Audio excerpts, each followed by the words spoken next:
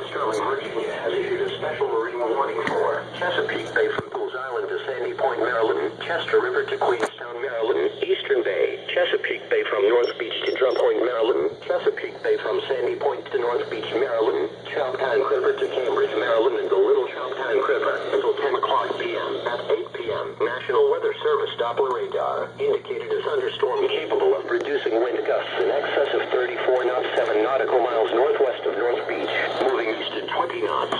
The thunderstorm will be near Chesapeake Bay from Sandy Point to North Beach, Maryland, Eastern Bay. Wind gusts of at least 34 knots. Locally, high waves and dangerous lightning can be expected.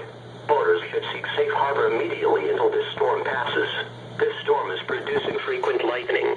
Stay below deck, if possible, and keep away from ungrounded metal objects. Report severe weather to the Coast Guard or nearest law enforcement agency. They will relay your report to the National Weather Service.